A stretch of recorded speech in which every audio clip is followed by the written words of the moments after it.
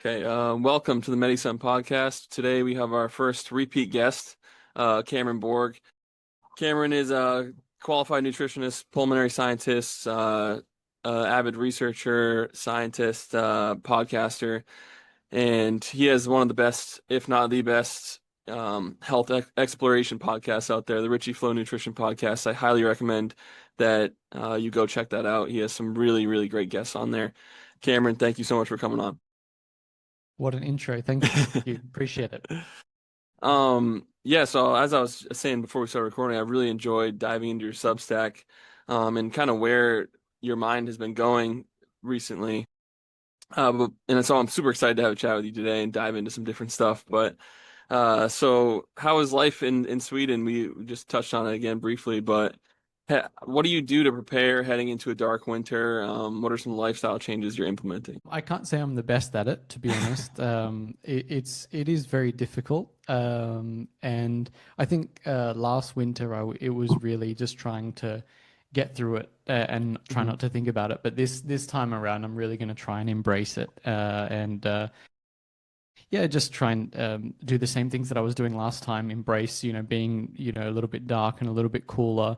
I've been trying to go out with, less clothing that I'm comfortable with just to Hmm. get, maybe a bit of a shiver going and, just making sure, at night things are kept relatively dark.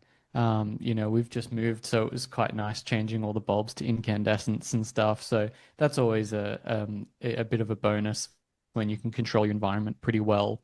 And just, yeah, trying to source, good food, which is even more difficult as the purse strings become tighter and tighter as Hmm. a student.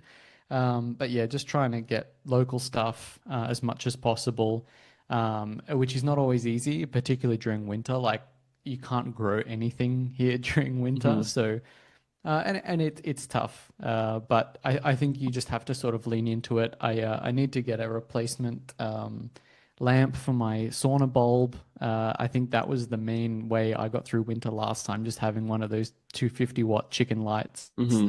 Absolute game changer.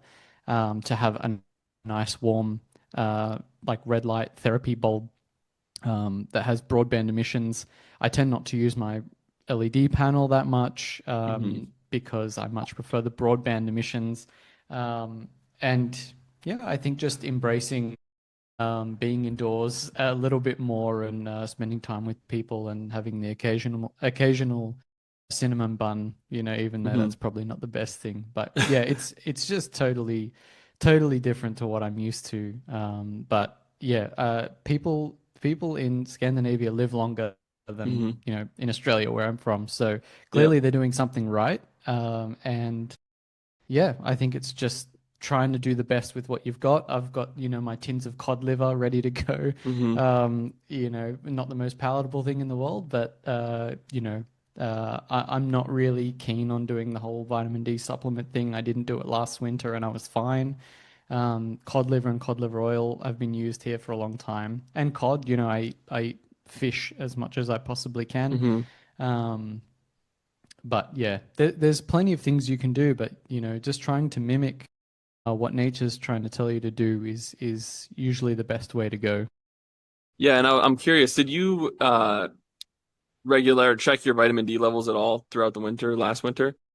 No, I didn't. It would have been interesting though. Hmm. I suspect they would have dropped lower than intellectually I would feel comfortable knowing, but the reality is they probably are lower than, I think the Endocrine Society says, somewhere between or a minimum of 40 nanograms per Hmm. milliliter. And, I remember talking to Pelle Lindqvist, who ran the melanoma in southern Sweden cohort, and I said to him, what do you think about the Endocrine Society, putting it there? He said, if that was the level we used, he said, I would never in my whole career have seen a single patient that was above that here in Sweden. Wow. So things seem to be a bit different here. I Hmm. suspect that there are, genetic polymorphisms that lead people here to be a bit more capable of living with lower levels. Personally, I think that lower levels are not a problem if you are embracing the other things, if you are getting in the right diurnal cycle, so being in lots of darkness when it's actually dark, rather than, being in crap lighting Hmm. until 11 o'clock. The sun in the middle of winter, the sun sets at about 3, somewhere between 3 and 4 p.m. Yeah. So I think there's a real sort of synergy between a lot of the things that are going on. And I think if you're living a lifestyle that doesn't yoke with the other things that are going on in the environment, then yes, maybe vitamin D matters more then. But Hmm. I think the ebb and flow in regions like this, where the difference between summer and winter is so much more pronounced than I'm used to, I think the ebb and flow actually makes sense. Um, and I don't think we have any reliable vitamin D measurements from season to season from any of the indigenous cultures from Hmm. Scandinavia, which would be incredible to understand what's really going on. But I suspect use of fish and consumption of blood products. There's like blood pudding. Blood is a good source of vitamin D. Hmm. Liver is a good source of dietary vitamin D. Um, I think there's plenty of ways to sort of explain what's going on there, but the Swedes, they tan, man. Like it's crazy. They spend one day out in the sun during summer and they turn darker than me. Hmm. So it's very clear that they have very high tanning capacity. And here in Scandinavia, being out in the sun is a pastime. They love it. If the sun comes out, they get out because, you have a very small period of time where you can make the most of it. And Hmm. Swedes and Danes, I remember being in Denmark during summer and on the weekend, like everyone's out and they take their clothes off and it's kind of a nice thing to see during summer here in Scandinavia. It's very different in Australia. Obviously, everyone's trying to cover up and protect Yeah. themselves and stuff.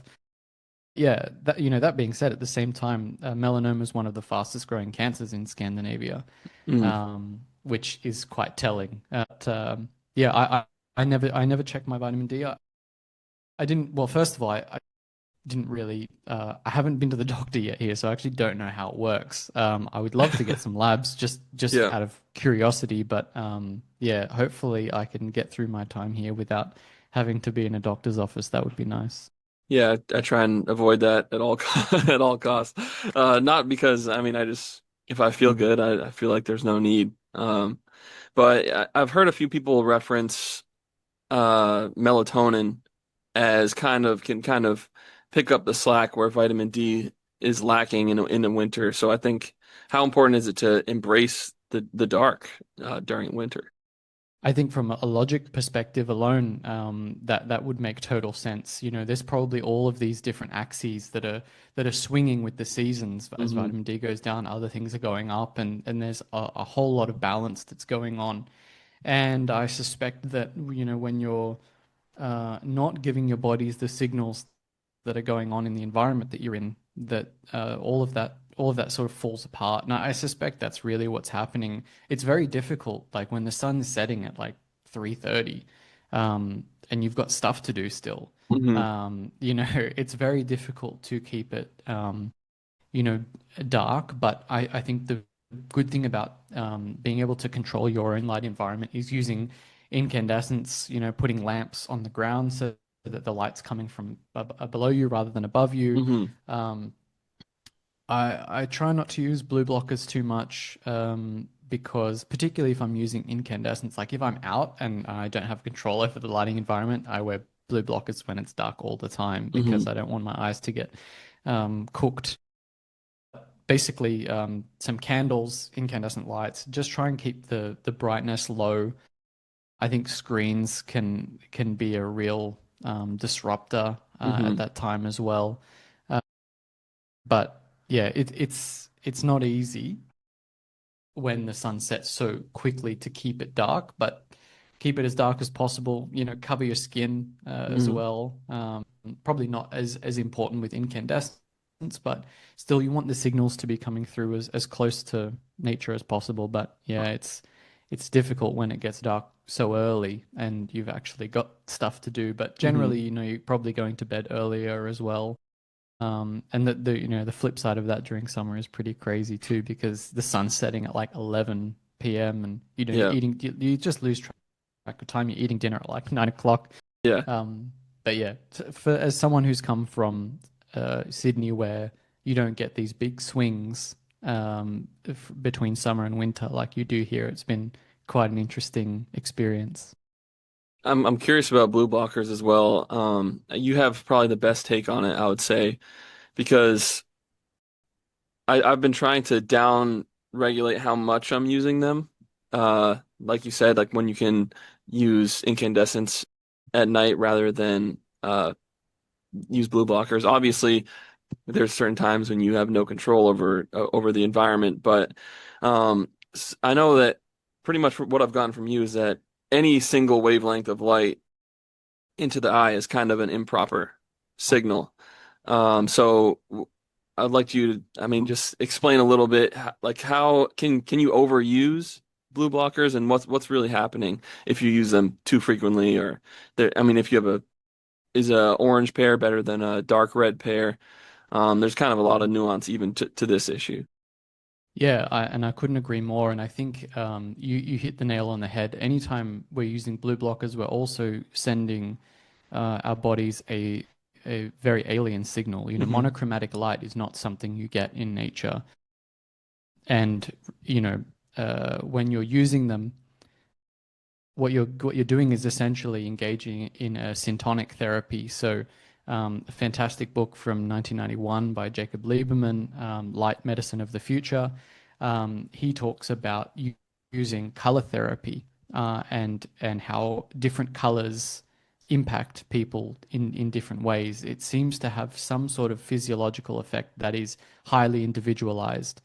And if you've ever had muscle testing done, I don't know if you've ever had muscle No. testing where they get you to hold out your arm and they put a bit of pressure on your arm and you have to keep it parallel to the ground. So you have to apply a little bit of pressure to keep it up. Hmm. And they're applying pressure down, and they'll ask you a series of questions. And as soon as they ask you something um, that is incorrect, that is false, your body just loses tone. It's kind of like your body's way of it's like a lie detector. Mm. You because even if you're trying as hard as you can to keep it there, and I remember the first time it was done to me, I knew about it because I'd read quite a bit about this practice. So I was like, I think it's not going to work on me because I know what's going to happen. Hmm. But of course, as soon as you know, he said, you know, something that was incorrect, I completely lost tonality. I couldn't hold my arm up anymore. Wow. And that is also something that changes depending. So he'll put like a color filter over my eyes, and the responses change depending on whether you had monochromatic green, blue, or red. And everyone responds differently.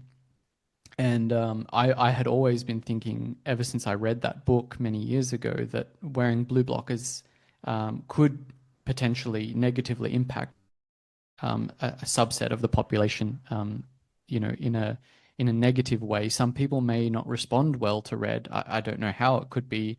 For some people, it may have a negative physiological consequence where perhaps it causes their heart rate to go up or their blood pressure to go up or their respiratory rate. But for some people, it may also have a beneficial effect. Mm. So, you know, there's probably quite a heterogeneous response to these things. And, you know, anytime you take a stimulus that's not natural, that's sort of an isolated, concentrated stimulus, you run the risk of having adverse effects that you cannot predict. And that has always been a thought of mine with blue blockers. Clearly, there are situations where using them is better than the alternative because LED, a 4000 Kelvin LED light is also you know, an alien stimulus. Mm. And in my opinion, probably the vast majority of the time wearing blue blockers in those situations is probably going to be the lesser of two evils. So that was really one of my main concerns with blue blockers was that you don't know what the physiological consequences could be for each individual when they're wearing either yellow or red or whatever color blue blockers. And perhaps for some people, the net outcome could be negative. It may be making some people sleep worse. We don't know. Hmm. And it seems like blue blockers have been designed around, you know, this melanoptic sensitive region in the spectrum. Everything's about that. You know, you want Hmm. your blue blockers to cut off to make sure there's no melanopsin sensitivity. But of course, firelight has green and blue in it as well. It has wavelengths that are capable of interacting with melanopsin and theoretically lowering melatonin or pineal release of melatonin. But we've been using fire for tens of thousands of years, and it seems to be certainly not the same as an isolated, narrowband emitter. So I think there's just way more nuance to it, and I think this idea of melanopsin tunnel vision, as I've written about it, is potentially making us not see the forest for the trees. And it's not all just about melanopsin and melatonin suppression. There's, likely 1,000 other things that are going on that we're not paying attention to.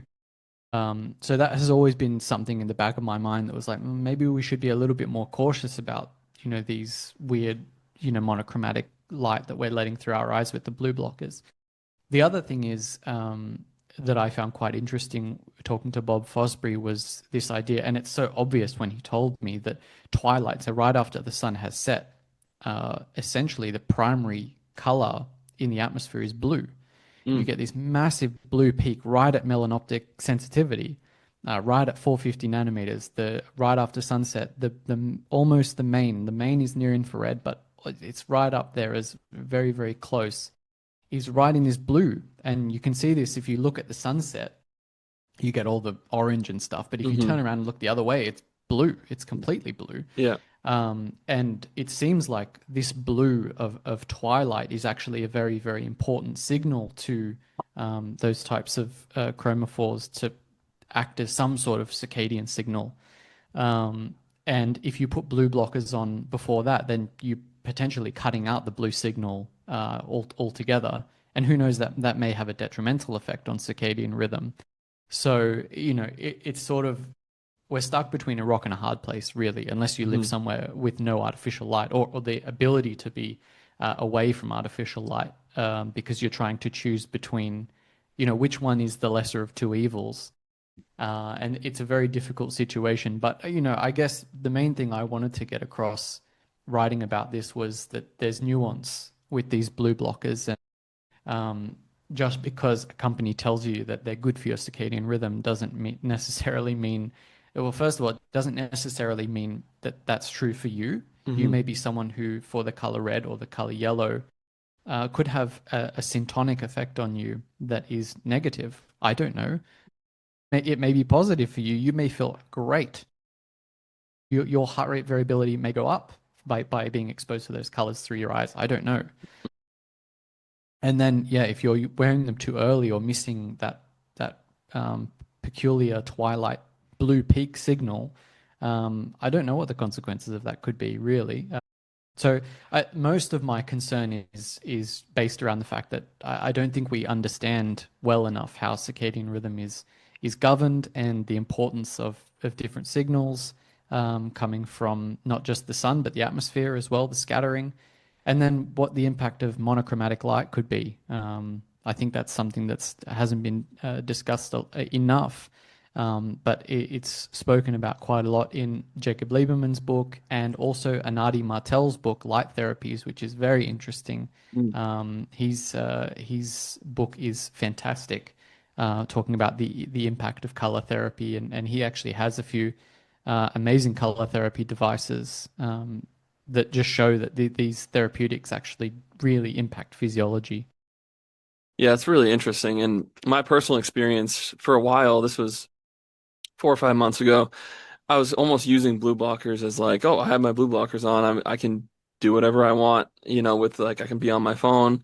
And shortly after, I was like, I was getting eye floaters, and I was like, I'm outside all day. I get morning light, I get afternoon light, and I really think it was just the staring at my phone through really dark tinted blue blockers. I had developed eye floaters, and then so I stopped doing that, obviously, and as I was just trying different things out, and I would look at my daylight computer with no glasses, no blue blockers on, just lowest brightness, and they went away very quickly, like within a week of me changing that up.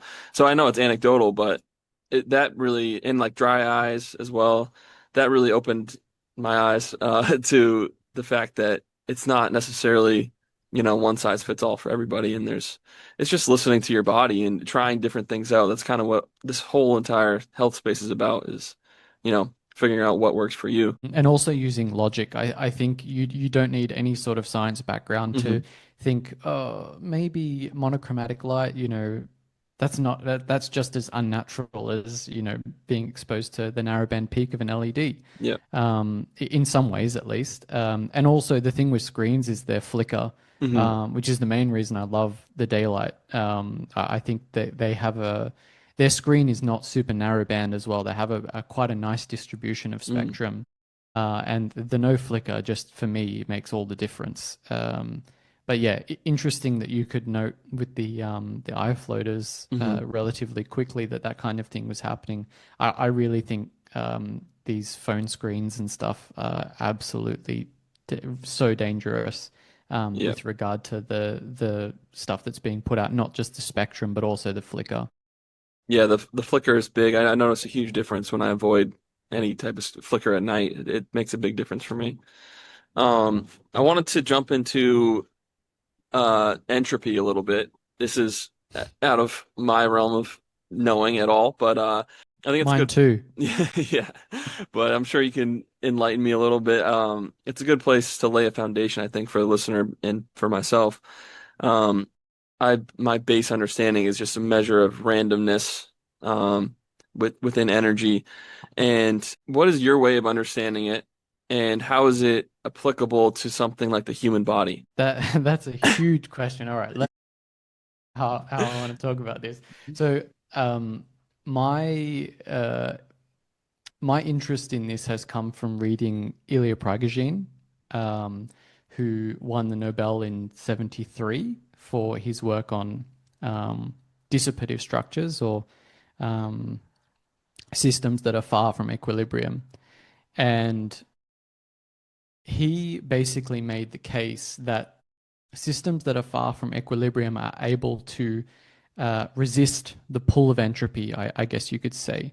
So, for instance, if you get a cut, our bodies are capable of essentially doing the opposite of entropy. Instead of that cut constantly getting more um, or less organized or more chaotic, it actually does the reverse. It repairs and becomes more organized.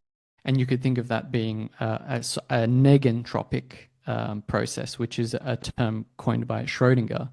Um, and it's a question of how do biological systems resist entropy? Why don't we just become chaotic? How do we become more complex? And before Prigogine, there was a guy, Boltzmann, who recognized that the breakthroughs of Darwin were effectively this idea of evolution becoming more complex as time went on, were at complete odds with the physics of the time, which was the eventual heat death of the world, everything becoming less complex and more disordered.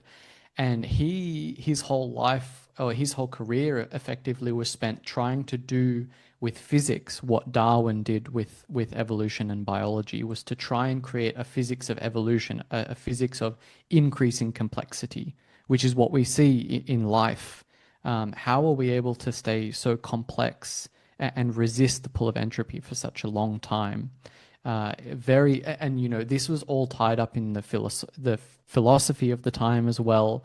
And I encourage people to read the book Order Out of Chaos by Prigogine and his collaborator Isabel Stengers, one of the most brilliant, thought-provoking books I've ever read. And I spent a lot of time trying to read that book, which has informed most of my understanding on this topic. But Boltzmann did not accomplish his task of achieving this. He was basically ridiculed until he took his own life, Mm. which is not. He wasn't the first person to have had that happen after this pursuit, but Prigogine managed to carry on his work and prove that systems that are far from equilibrium, like the human body or any biological system, and even non-biological systems like weather. Weather is a system far from equilibrium, completely chaotic, yet out of chaos, we see perfect symmetries like tornadoes and things like that come out. Hmm. How do you get how do you get order out of chaos like that? And he showed that it was this idea of dissipation, that when you dissipate energy, when you effectively you're an open system, so our bodies are not closed. So in a lot of the um, experiments and ideas of the time, everything was done in closed systems. So if you look at a box with gas molecules in them, they equilibrate, right, over Hmm. time. If you have one gas concentrated on one side of the box and another concentrated on the other, over time they equalize and they become completely homogeneous, basically.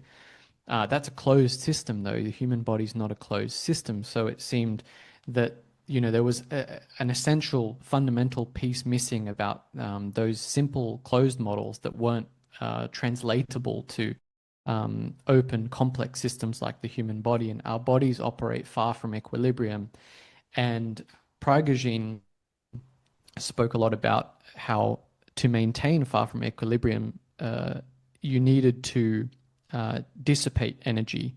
And that is effectively what we do all the time. That's what inflammation is.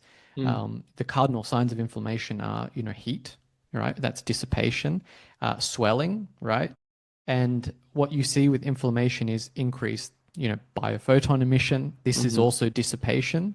And effectively, what our body is trying to do with something like inflammation is trying to maintain order and complexity. Because if it's not able to dissipate, then far from equilibrium system dips into complete predictability, complete chaos, and that's what happens when we die. Hmm. So, in order to maintain a state far from equilibrium, where we can be complex and we can engage in these negentropic processes, you need to dissipate. You need to exchange energy with the environment, and that's why you see people who are chronically inflamed. Chronic inflammation is literally the body trying to dissipate as much as possible in order to maintain the complexity Mm. of the system. And this is why you look at things like anti-inflammatory drugs, like non-steroidal anti-inflammatories. It's literally stopping the body from dissipating. It's literally stopping the body from being able to maintain its complexity. And there's a quote, I hope I don't butcher it, but Prigogine said something along the lines of the complexity of a system is completely proportional to the amount of energy it can dissipate.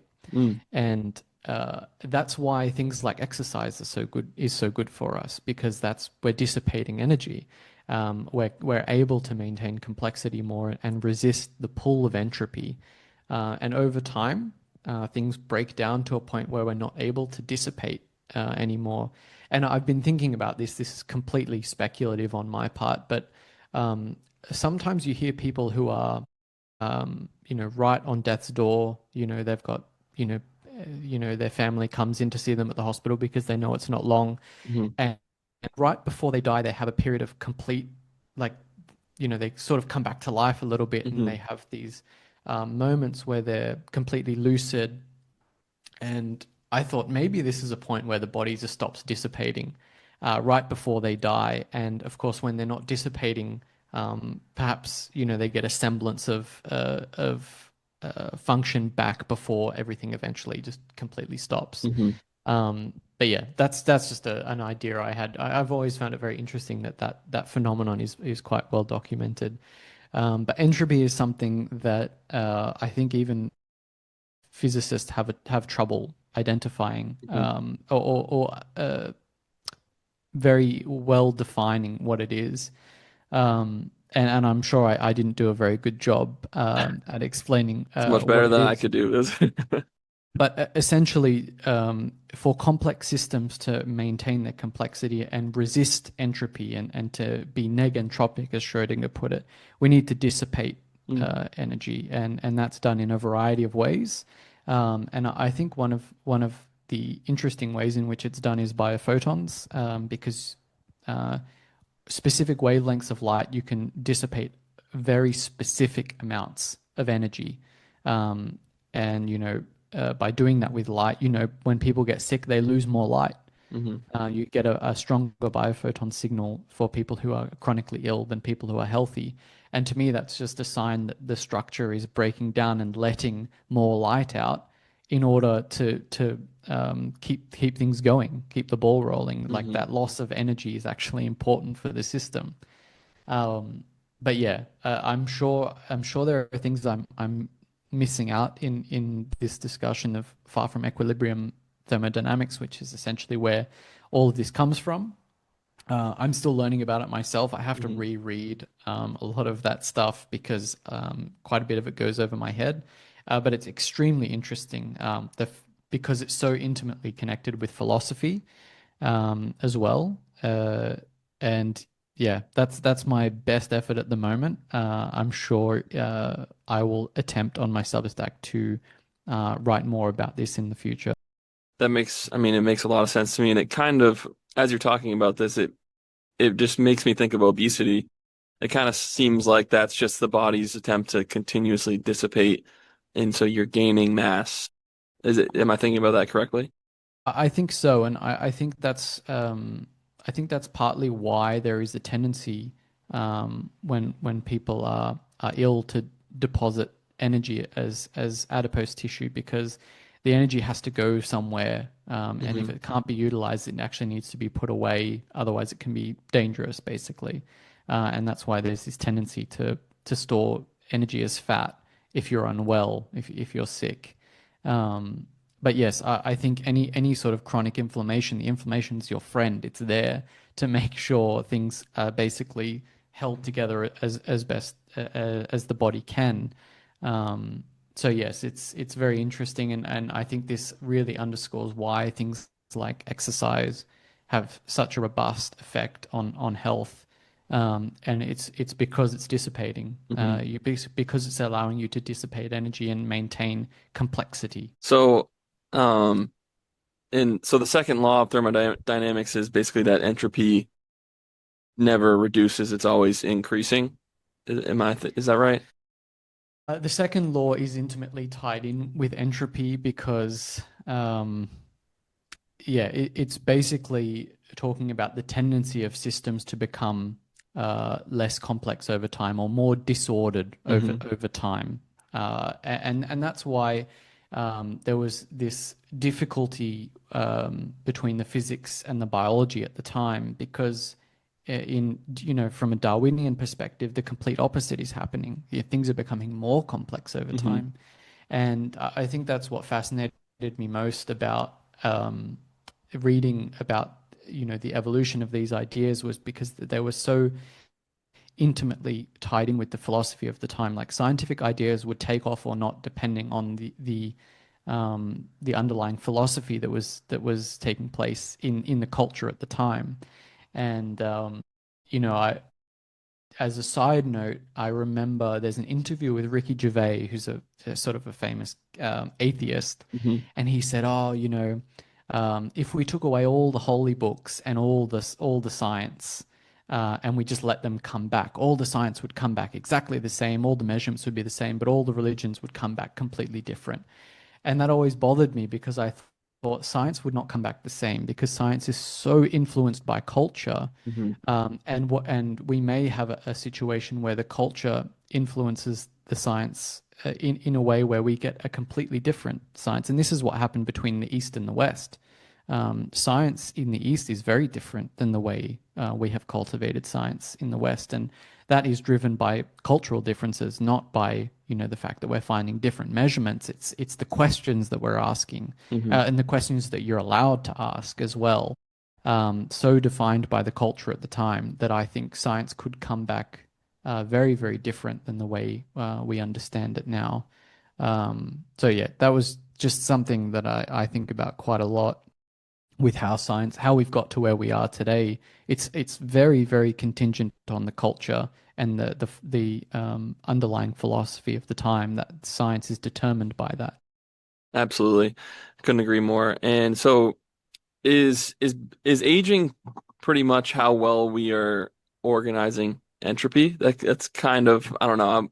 The reason I even asked this question was because of something Dr. Cruz said on your first podcast, which was um, you asked about balance basically, and he said Mm. like when the body's perfectly balanced, that's rigor mortis when you die.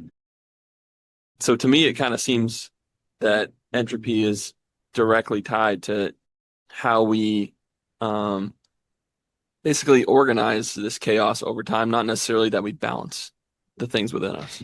Yes, yes. So I understand why he said that balance is incorrect because technically, yeah, he's right. Balance, perfect balance is dead. You know, Hmm. there's nothing going on. The way I like to think about it is imagine, a bell curve, the Hmm. standard distribution.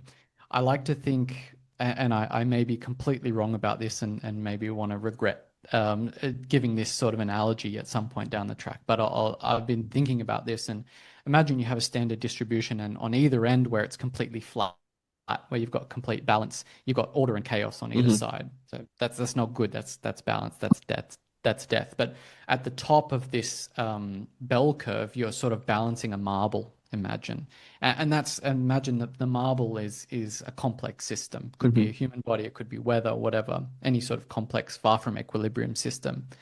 And the bell curve is moving all the time because we're constantly interacting with the environment. And what our body has to do is stay right on top of that bell curve so we don't fall down into Hmm. equilibrium.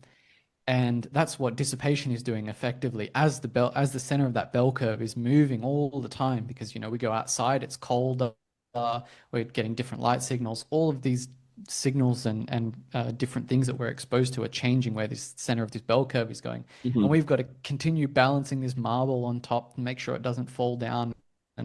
And it's never stable, it's never balanced, ever. Um, and I think perhaps a better term is an idea of quasi-stability, is that at any single point in time you have some semblance of stability wherever you are. But of course, there's no one moment in time. You're always proceeding through multiple moments of time. So it's kind of like a balance, but it's not really Hmm. because you're constantly sort of exploring different states to see what's appropriate given what you're exposed to. And uh, in order to maintain complexity, you obviously need to dissipate. So you need to deviate from the very top of that bell curve, so to speak. Um, and I think, the more we need to dissipate, so that the worse things get, the more we need to dissipate, the closer we have to get down that bell curve to the flat part, which is death.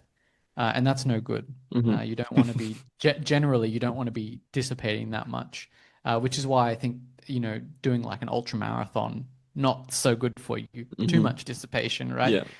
Not good. You're going to dissipate too much. But this is also what's going on with things like plant hormetic compounds. I think you look at capsaicin, the thing that makes chili spicy.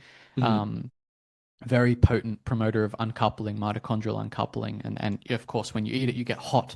You start Hmm. dissipating, and capsaicin is looking at being used to treat diabetes because it's such a potent mitochondrial uncoupler, basically a dissipator. Hmm. And it seems to me like a lot of these plant compounds are doing very, very similar things, is that they're actually promoting dissipation. So in a way, at a very fundamental level, they're doing something similar to what exercise is doing, at a very fundamental level, Hmm. which is promoting dissipation. So I think that's quite interesting as well. And there's a great paper by Alistair Nunn and Jimmy Bell and Jeffrey Guy on plant hormetic compounds and this dissipative this idea of dissipation. It's got something to there's the word sunscreen is in the title of this paper if you want to look it up. It's like molecular sunscreen or something like Hmm. that. But yeah, it's a really interesting paper talking about how maybe perhaps one of the reasons why plant foods seem to be healthy is because they're promoting dissipation. Wow, that's extremely interesting. And so it kind of seems like the modern environment and the way people are living their lives is leading to more chaos, and a lot of the habits are kind of blocking our body's ability to deal with that chaos. Is That's that yeah, that makes sense to me. yeah. That it's just, we're at a point right now where there's just so much going on that's not natural. And I think feasibly we could evolve to cope with, Hmm. something like exposure to radio frequencies. But theoretically, that's possible to evolve to turn that stress into something that's hormetic. Hmm. Um, you know, we've done that with like the Schumann resonance, for instance.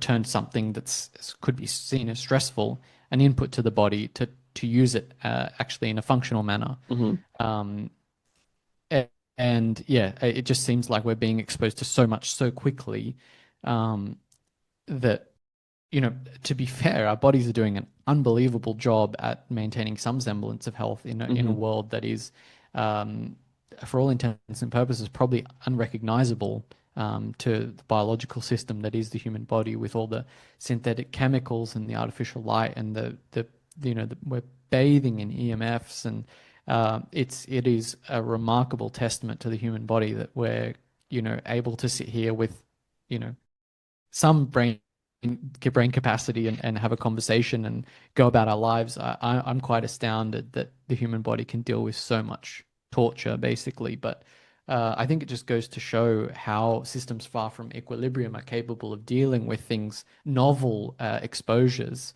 Uh, um, yeah, I mean, it's to our detriment in some respect because we can abuse our bodies so much and not realize that it's not gonna crack straight away. You're gonna Hmm. be able to abuse it for a very long time before something potentially really bad happens that gets your attention. But yes, so much has changed that we're basically becoming a new species in some sense. Hmm. And I've kind of had that thought with a few things like people have spoken about autism as if that's, you know, it's actually like it seems like it should be a de-evolution. Like that's what it seems like, but it's the body's it is kind of an evolution. It's almost an evolution to a place we don't want to go to. Yeah, autism's a tricky one because yeah, it's quite a broad term now. It used to Hmm. be someone who was nonverbal, who was effectively incapable of social interaction. But now, as like I get told I'm autistic a lot by my family members. But the range of autism, when we're talking about autism, I'm really thinking about the child who is nonverbal, Hmm. the child who effectively only wants to consume white flour products, the child who can't make eye contact, Hmm.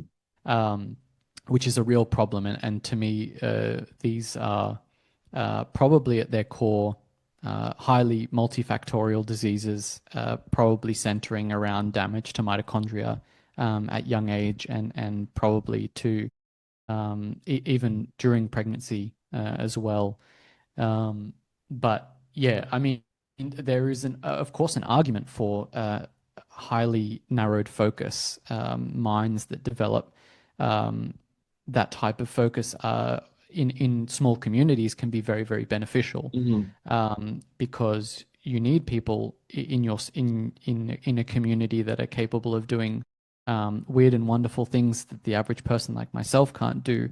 Um, and who are capable of hyperfocus, and we probably have a lot in our culture now that we can attribute to people with that type of hyperfocus. But to me, there's a very big difference between people who would be called autistic in that manner and the nonverbal, no eye contact, Hmm. really, really um, really sick. It makes me sick to my stomach to think about the impact that has on people's lives.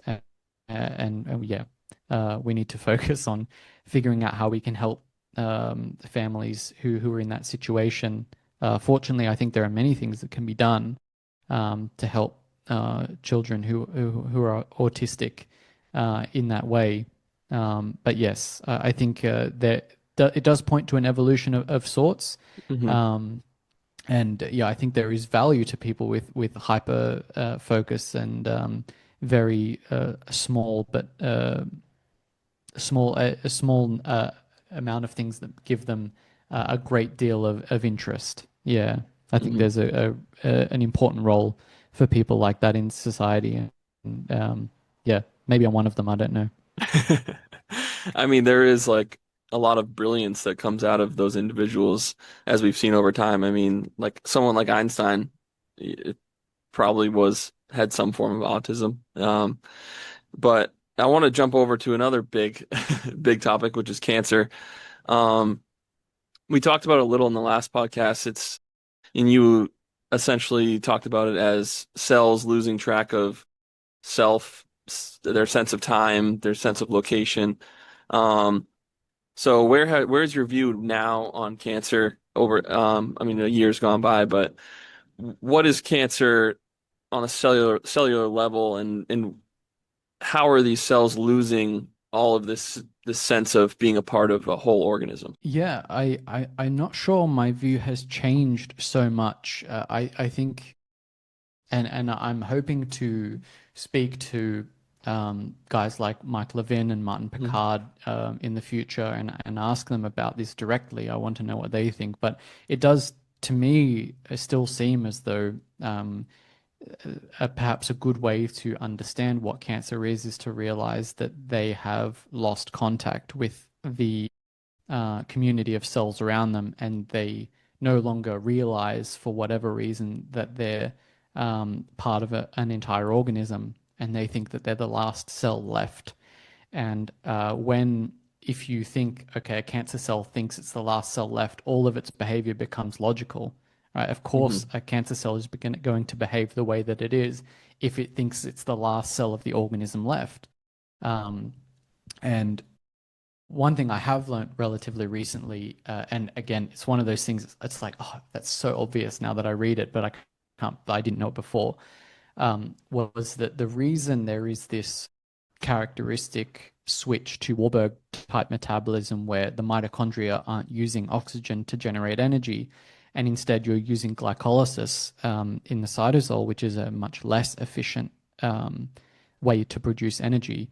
The reason that seems to happen is to preserve the mitochondria. Because if you're using oxidative metabolism in a damaged mitochondria, what happens is you're generating more reactive oxygen species than is capable of being dealt with Mm. because the mitochondria are damaged. And if you're a cell that thinks you're the last cell left, you don't want to do that. You don't want to use your mitochondria because you're eventually going to die. Hmm. The mitochondria are going to destroy themselves through generating too much reactive oxygen species.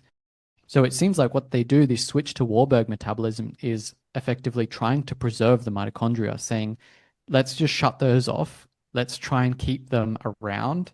Um, because if we run oxygen through and use oxygen to make energy, we're going to create too much ROS and it's going to kill us. And of course, we're the last cell left.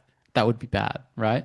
So what they do is they seem to try and preserve the mitochondria to preserve themselves, and they're using glycolysis. And one of the things they're doing is using VATPases on the plasma membrane to pump protons out.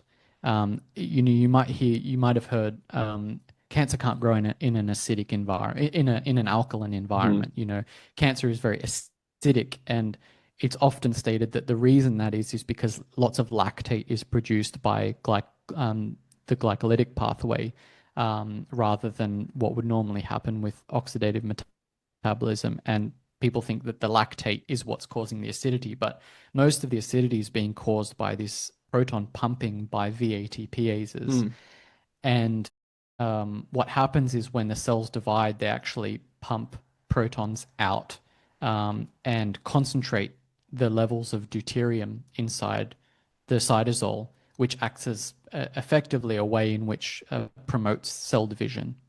And these VATPases have a very strong kinetic isotope effect, which is to say that they much prefer to pump out hydrogens over deuterium. They have a Mm. very, very strong kinetic effect, which means that you're going to collect more deuterium inside the cell and you're going to pump preferentially more hydrogens out. And this is very beneficial for cell division and cell growth because deuterium acts like a type of growth factor Hmm. in certain concentrations. Um, it's a bit complex. It's not really linear where like you have more deuterium, better growth. It's sort of it's a little bit more complicated than that. But at certain amounts of deuterium, you can get resonance effects, which make growth exponentially faster. And it seems like this is what these VATPases are doing. They're saying we want to multiply as much as possible.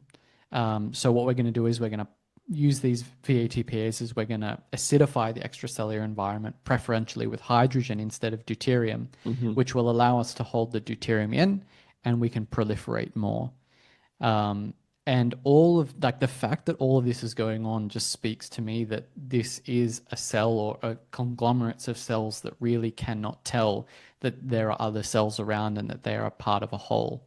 And this is the reason why deuterium depleted water is an effective treatment for cancer, or one of the reasons I should say, is because what it does is it effectively makes the mitochondria produce reactive oxygen species, which is what cells are trying to not have them do. Mm. And of course, when you get the mitochondria churning over again, they produce too much ROS, and then those cells commit to apoptosis, which is what you want. You want Hmm. those damaged cells to commit to apoptosis rather than continue on. Um, and deuterium depleted water does produce reactive oxygen species in cancer cells more than it does in healthy cells Mm. because healthy cells mitochondria are working fine. They're not damaged. Yeah. And they can cope with the ROS signal. Damaged cells cannot, which is why deuterium depleted water acts as a kind of specific treatment to cancer cells and it leaves the healthy cells alone, which is very, very interesting. And I think this is why red light therapy also has the potential to be used in cancer. Although I don't know if this has been tested. It should be because I think what red light therapy would do is make the mitochondria make reactive oxygen species again, which would help them commit to apoptosis, which is what you want. You actually want the damaged mitochondria to basically blow themselves up with ROS so that they eventually commit to cell suicide. What you don't want is Warburg metabolism taking over because it's trying to protect the mitochondria by turning them off, basically. So that's a long answer to your short question, but I really Hmm. do think that the explanatory power of cells that have lost the ability to communicate, how that is or why that might happen, I don't know. Particularly as they grow, you would think eventually one cell of the tumor would be able to, communicate. So I don't know. This Hmm. again, this is just something that I've been thinking about, but it seems to line up with the goal directedness of cancer cells. All the things that they're doing sort of tell you, hey, they actually don't know that they're part of a whole organism and that they could just commit suicide and the organism would be fine. Hmm. So yeah, it seems to make sense from that perspective. That's really interesting, and it makes a lot of sense why a ketogenic diet would be a good diet to undergo if you have cancer. With the same concept, right? You're less deuterium, and you're making your mitochondria function more efficiently. Yeah, so not only are you inhibiting the ability of those cancerous cells to basically hold more deuterium inside the cytosol to help them proliferate faster, but also you're sufficiently deuterium depleting the body such that you're creating a reactive oxygen species signal in cancer cells that exceeds their ability to deal with it. Hmm. Um, and that work was done by my supervisor here in Stockholm, which is kind of cool to be around and talk to the people who have published a lot on this. Mm. Yeah. Was that this is off a different question, but was that part of your reason to move to Sweden to be around some of those individuals? No, I didn't know that. I mean, it just worked out to be quite lucky that the Mm. university that I was going to has, Professor Zubarev's lab, and I Hmm. didn't know about him until I spoke to Gabor, and I said, "Hey, I'm looking for a thesis project. Do you know anyone?" And he said, "Contact Roman." Mm, So I did, and yeah, I just got very lucky. But this is a very hardcore lab, and yeah, it's science is not easy. mm, And the more I've been involved in it, the more I'm like, wow, these guys are they're very hardcore. Science is it's not simple at all. There's so many checks and balances that you have to go through. mm, And yeah, it's a very, very serious lab.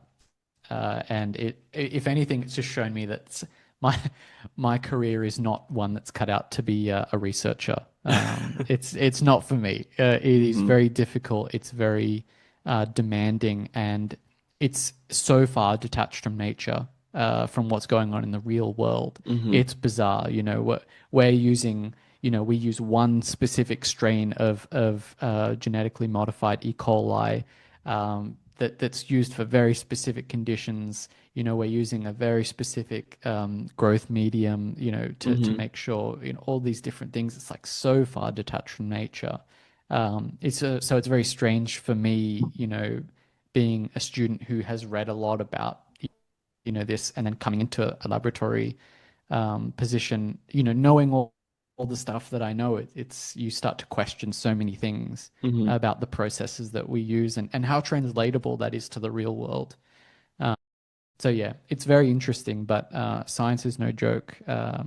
And I'm trying to take it as seriously as I can. And yeah, I'm learning a lot at the moment. But yeah, it's very nice to be in a lab where you're like sitting next to people who have authored papers that are really fantastic. Mhm.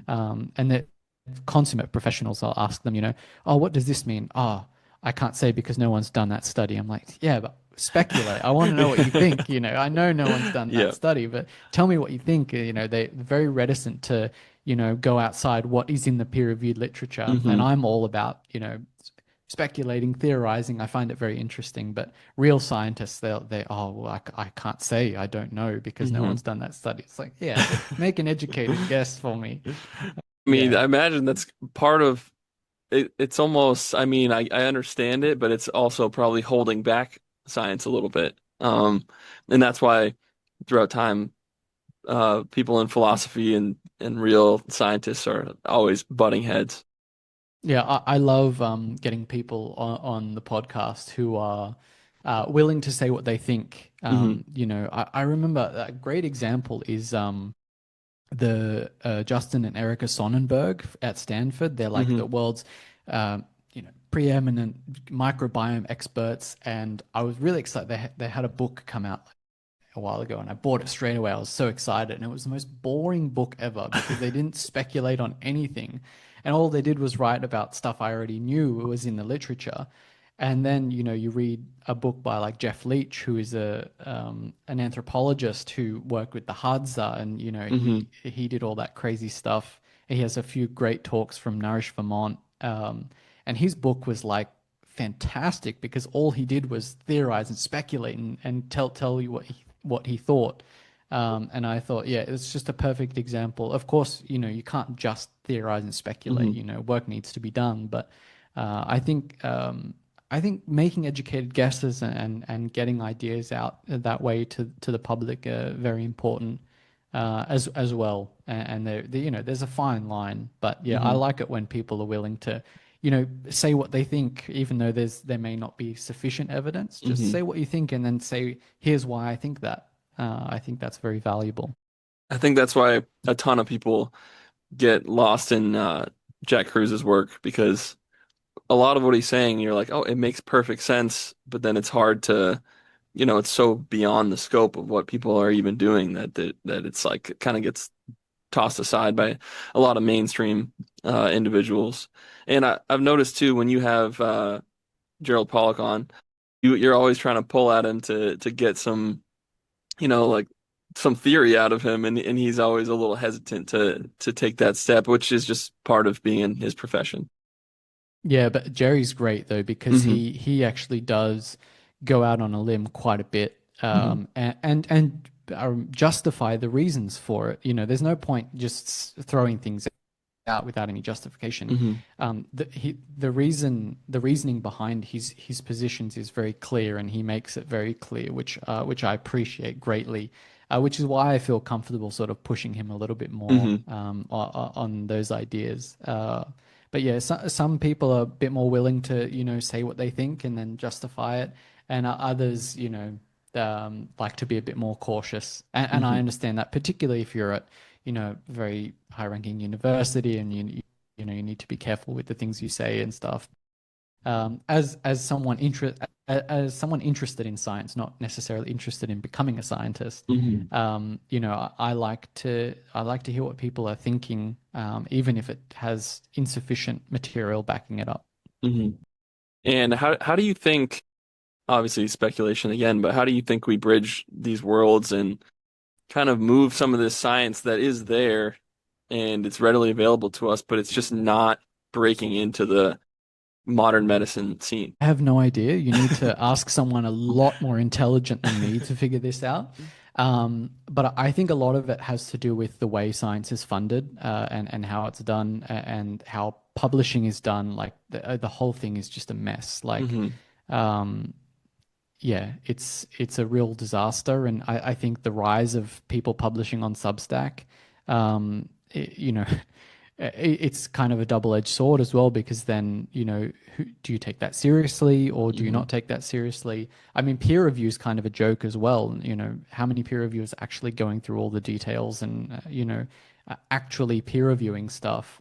Um, yeah, it's a big problem. I've heard Rupert Sheldrake talk about some of his ideas as to what should go on to fund maybe more niche science, to help new ideas come to the fore. There's been, um, I was talking to my supervisor a couple of months ago, and he was telling me about, because obviously they love publishing in Nature. It Hmm. makes them and the university look good. And he had sent me a paper that has gone through peer review, and I was like, "Yeah, this is fantastic." And he got rejected from Nature, Mm. and he said the problem with new ideas is none of the big publishers ever publish new ideas, because the reason they're big publishers is because they get more citations than anyone else, and new ideas don't get citations. Hmm.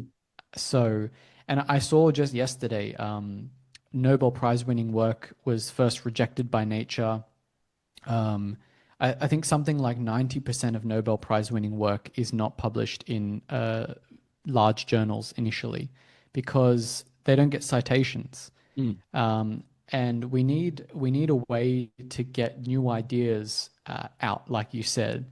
And the way publishing goes now, it basically gatekeeps and promotes the standard orthodoxy, basically, and just it promotes more of the dotting of the i's and crossing of the t's, rather than coming up with a new language with which to speak in. Hmm. So this is a real problem that we have, um, that yeah that I don't know how to deal with. I found the book. There's a book, A New Science is Possible, by Hmm. Isabel Stengers.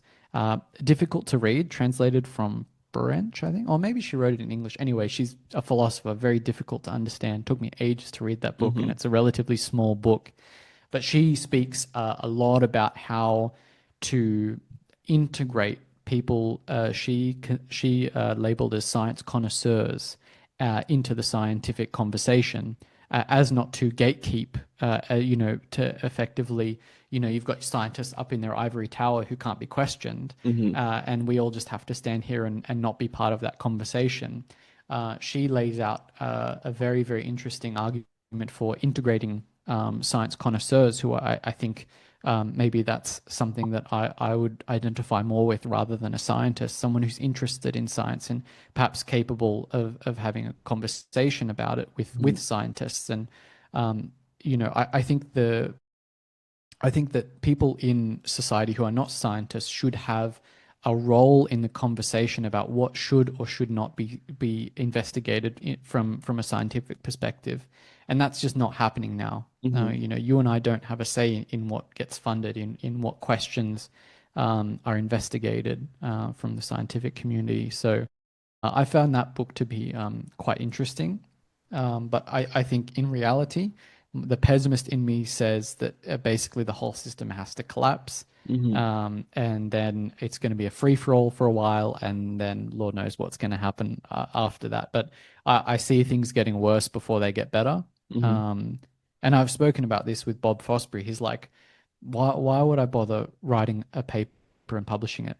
10 people read it and then it never gets seen again. Hmm. He's like, I can go on a podcast and you can reach 10,000 people. Yeah. And this is, last time I spoke to Gabor, he emailed me. He said, I've got a new preprint. Can I come on your podcast to talk about it? That's Scientists are awesome. now, yeah, it's fantastic. Yeah. Scientists are realizing publishing is not the way to reach people Hmm. anymore, and that there are other avenues. A lot of people are going on Substack.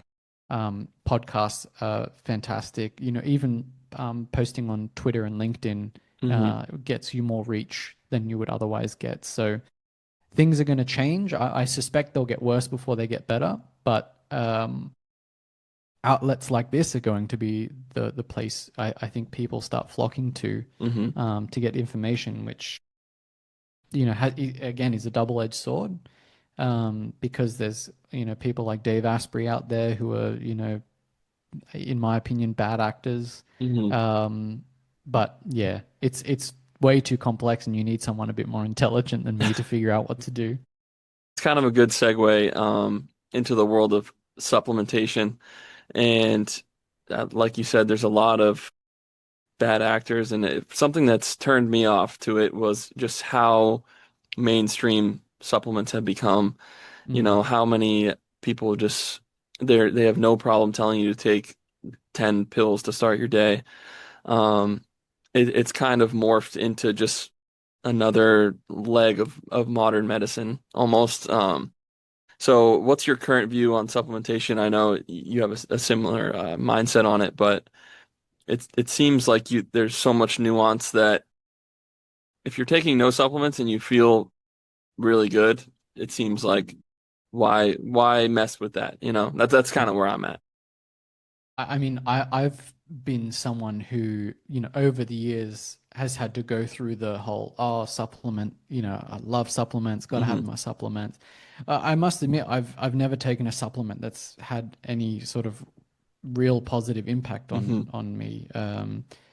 And the reality, I think, is that we don't understand um, we don't understand how these nutritional elements are responding in the body. um, we don't have a good understanding of the way in which what we're taking interacts and impacts all the other things that are going on in the body. Um, and I've there's there's a good in one of my articles, biochemical tensegrity, which is kind of like my theory of how nutrition works. Hmm. Um, I wrote about measuring my zinc. So plasma zinc is a pretty reliable measure of zinc status, Hmm. and mine was like borderline low. Like this is many years ago, and I took 30 milligrams of zinc every day for a few months, and I tested again, and it was lower than it was before. Wow. And it makes you think, okay, so clearly all of the effects here are nonlinear, and we don't understand the way in which uh, taking isolated concentrated nutrients is toggling the rest of the system. And to me, supplements can be absolutely life-saving Hmm. when they're used in the right circumstances. Um, the reality is we're almost never in those circumstances that require supplementation. I just don't think we have a good enough grip on how the body works to reliably uh, employ the use of supplements. I just don't get how you can, and that's not to say that people don't get benefits from them. I Hmm. bet they do, particularly things like magnesium. It's like how many people are walking out around there with like genuine insufficient intake of magnesium. And these are the places where you're going to see, uh, you could say net benefit. I'm not saying that they're good. I'm saying net benefit. It could still be bad, but better than it was before. Um, and yeah, I think that the circumstances where supplements can be very useful are few and far between. And the possibility that you could be causing more problems than you understand is to me so high. Um, and you're dealing with manufacturing processes that you haven't verified. You don't know what's going on there. The possibility of heavy metal contamination, microplastic contamination. Of course, that doesn't stop with supplements. That extends to food as well. Hmm. But um, I've just found like getting away from the supplements altogether is just generally a pretty good practice. Saves Hmm. you a lot of money, I can tell you that. Um, and I'm not super vocal on it because I think generally, from a logic point of view, this idea that you just have to keep throwing more stuff in the system Hmm. and the fact that it's not going to impact anything else. I like to think about it like a spider web, and each node on the spider web, there's hundreds of nodes. And if you take a supplement, let's say you take like a high dose zinc, it's equivalent to putting your finger on that node of the spiderweb and pulling it down. And every other node on the spiderweb has to move with it. It has Hmm. to respond, and it's impacted, whether it's directly or indirectly. Every other node has to move to accommodate that new position. And this is my idea of a sort of a nutritional tensegrity, where there are multiple states at which you could have balance in the body from a nutritional point of view. The current model suggests that there's only one way of being nutritionally balanced, and that's to have all of those nutrients at Hmm. a certain level. So there's one mode. But my idea is that depending on the environmental signals and all of the other things that are going on in your environment, there may be situations where you have multiple different steady states. And a good example of that might be, let's say on a much lower carbohydrate diet, you may not need as much thiamine, vitamin B1, Hmm. because vitamin B1 is one of the main ways it's used um, is to process essentially glucose and get it into the mitochondria through complex 1. Um, and perhaps that there are situations where when some other nutritional components are greater in the amounts that they're coming in, others can be compensated for. And you see this in the carnivore people. It's like, Hmm. why do they not need vitamin C? Well, there might be at a particular um, nutritional intake that doesn't require vitamin C. And it seems like that's something that's going on. Um, and I think that that applies broadly to all of the nutrients, and they're all in a web together playing along. And I think when you use supplements, you run the risk of creating large scale disturbances to a Hmm. very delicate system. Um, it's not to say they're not useful. I'm sure they are. Particularly, I think things like vitamin E could be helpful, particularly if you've, been eating a standard diet and been exposed to a lot of polyunsaturated fatty acids over a number of years. Perhaps vitamin E could be, you know, um, just something that helps combat, the natural world a little bit, because unnatural problems sometimes may require some unnatural solutions. I know Hmm. that sounds a bit weird, but there may be modern day uses for things like this. I'm certainly not confident enough to say a one way or another.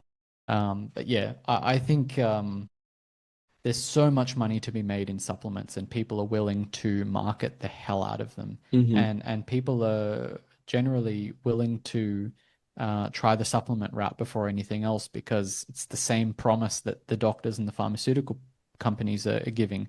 Take this pill and you'll feel better. Hmm. It's the same promise, and it's a very appealing promise. It's just unfortunately not true in my eyes. And it's easy, and people are always reaching, oh, I cannot change my lifestyle, I cannot change my diet, I can just take this and feel Mm. feel better. And I mean, personally, I took creatine for years and years and years. And then one day I was like, why am I even taking this? I stopped taking it, and I felt better, honestly. Mm. No, I found no negative effects to stop taking it. And a few times I tried to, because I mean, you hear a lot of positive things, and they're like, "Oh, take double the dose." And so a few times I tried that, and I felt awful. So I think just listening to your body and starting from a point of zero, taking nothing, and then Mm. going from there. That's not like I don't take anything now, and I feel better than I ever have.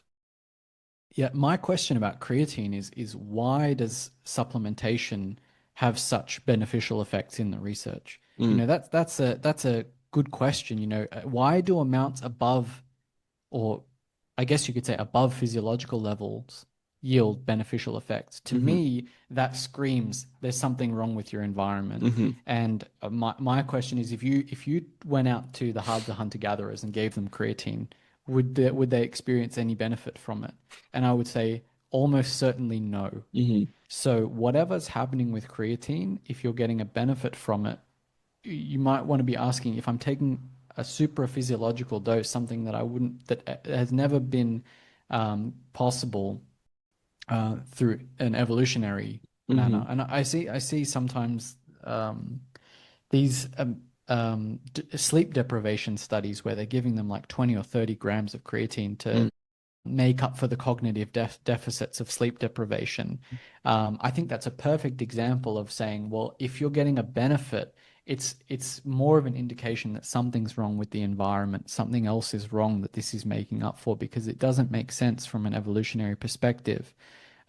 We should have evolved to be optimal at physiological levels of intake hmm within the food complex, not from an isolated source. Yeah, I think the fact that you see benefits from creatine is interesting in and of itself. And the question I always want to ask is, why do you see benefits? hmm Um, no, I never hear anyone explaining why 10 grams of creatine should yield a beneficial effect. No one ever explains it. They just say that it does. And hmm here, take creatine monohydrate. I never felt good on creatine. I tried it very, very briefly, and yeah, it doesn't work well with me at all. hmm For some reason, makes me anxious, Really? which is weird. Again, it's another one of those things when you isolate something and you take it, the possibility of consequences extends out so large that you can't predict what they could be. hmm And of course, some people get benefits from it, and maybe that's for the better. But yeah, to extrapolate that out to broad populations and sell things that way, I think that's a mistake. And a lot of these supplements too, you've talked about, they're not even like they're coming into your body as in the wrong form for you to even use. Is that correct? Yeah, like for instance, something as seemingly innocuous as magnesium glycinate, sort of the typical. My understanding is, I could be wrong about this, but this is not a natural form, so you don't Mm, find magnesium bound to glycine in nature. That's not to say that it's bad or whatever. I wouldn't want to give it that distinction, but these are effectively novel inputs for the hmm body, and often it's very difficult. For instance, folic acid, it's much cheaper than buying methylfolate as a supplement, so that it's most commonly used there. But you don't get folic acid from food. hmm Um, you get folate from food. Relatively small difference, but to the human body, it might make all the difference. And um, I'm sure guys like Chris Masterjohn, who I have an enormous amount of respect for, is very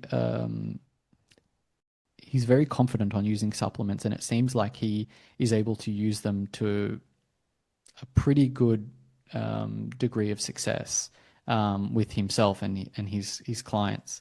So it may be that if you have enough knowledge, you can understand the things that you're doing, but I just don't trust myself at that Yeah. level. Yeah.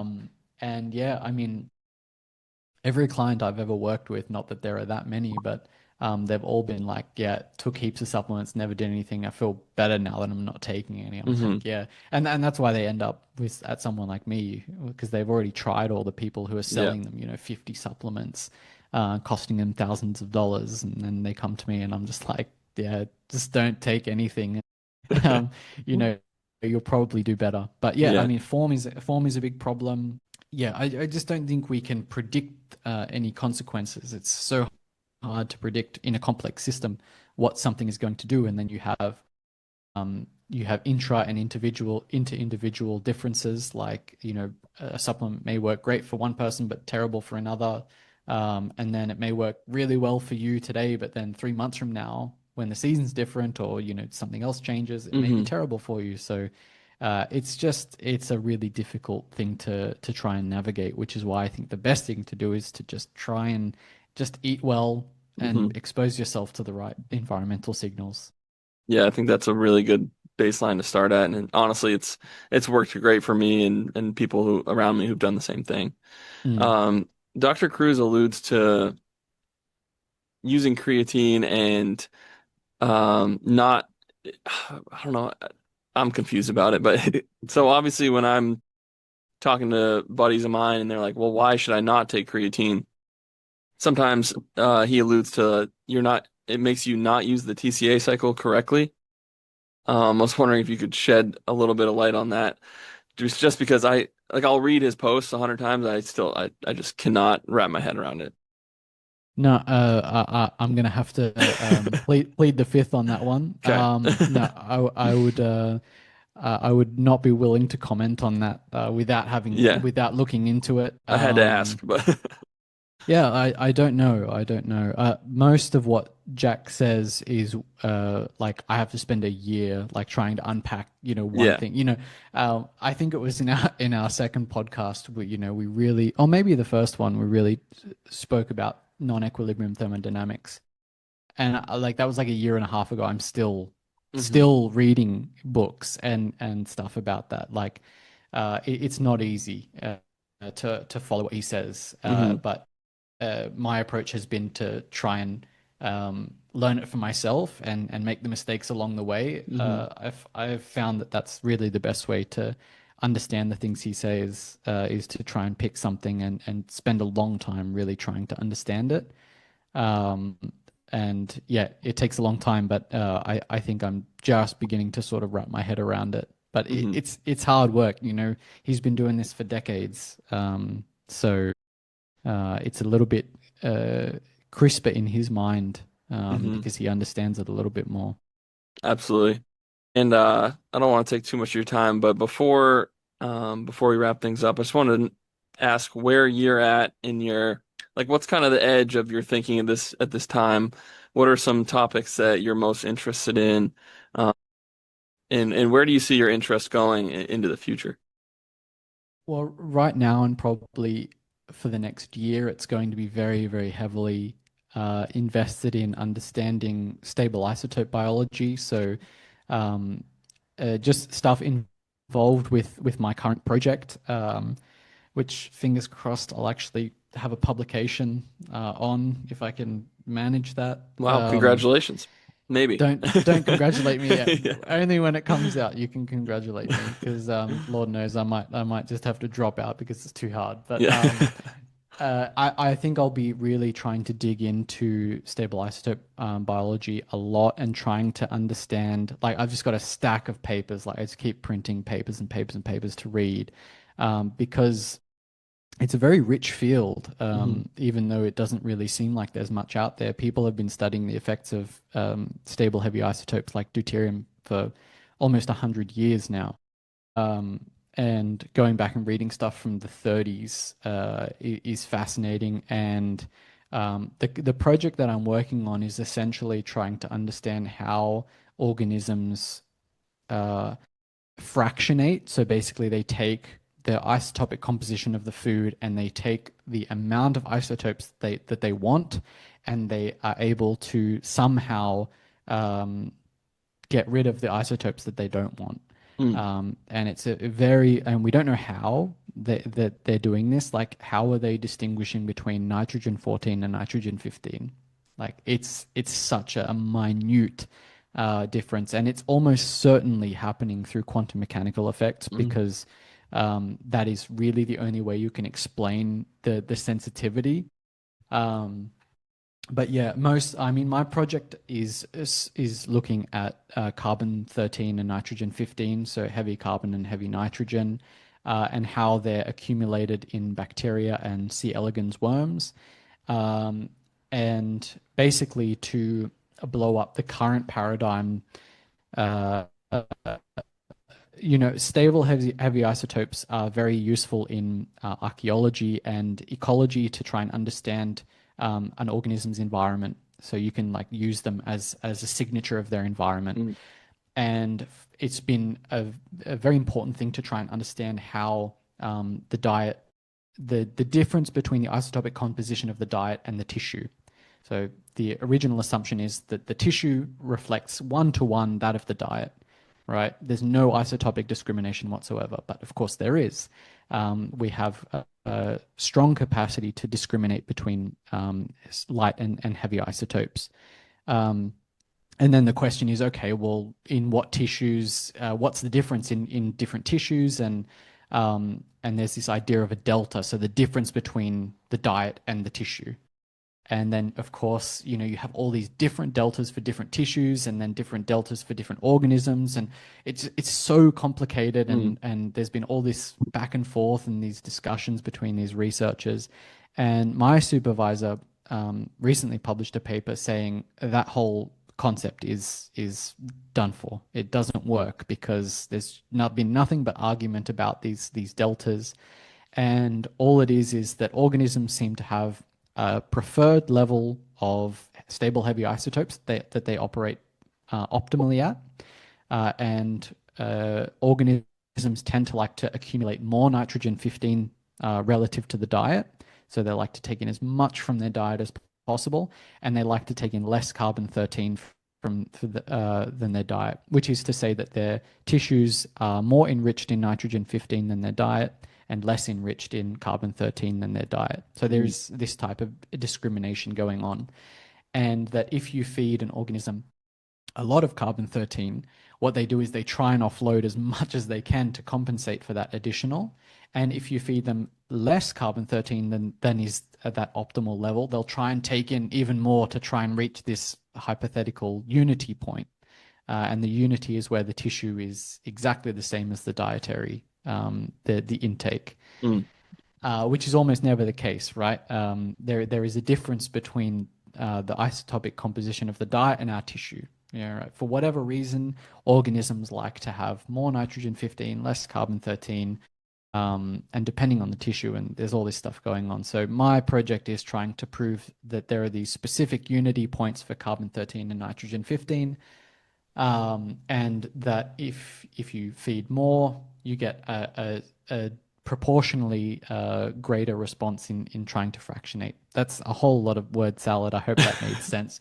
But Definitely essentially, not, but it's contributing to the field in that it's showing that organisms have preferred levels of stable heavy isotopes, and the consequence of that is uh, people are going to be forced to recognize that these stable heavy isotopes like deuterium, nitrogen 15, carbon 13, oxygen 18, they have biological roles. They are Mhm. important, and we need to take them very, very seriously.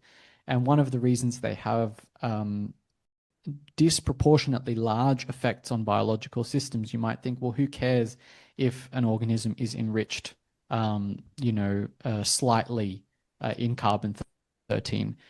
It's because of you can get resonance effects, and Mm. these resonance effects cause large scale differences in the way cells divide, in enzyme kinetics, and how quickly an organism can grow, which is why organisms like to enrich in deuterium, because if they can reach a resonance, then enzyme kinetics go faster. Even though you're enriching in something heavy, this is why it's so Mm. fascinating. Enriching in deuterium should slow everything down. But at certain resonance points, you get the complete opposite of that. And then when you pass the resonance point, it slows it down again. And then you hit another resonance, speeds it up again. So it's extremely interesting. And this is happening not only for deuterium, but also for carbon and nitrogen and oxygen. And I think it's just going to be very interesting to see this evolve in the literature. This recognition that stable heavy isotopes play very, very important parts Mm. in biology. And it may even be that you can start treating conditions like cancer with maybe even carbon-13 depletion rather than deuterium depletion. Mm. We don't really know yet, but these isotopes are playing very important roles, and I think we're yet to figure out why this is happening or how this is happening. But it's a very interesting area to be in. So that's probably where most of my focus is going to be on. Um, I'm obviously very interested in biophotons, and I think Roland Van Wyck will have a new book coming out next year, he told Mm. me.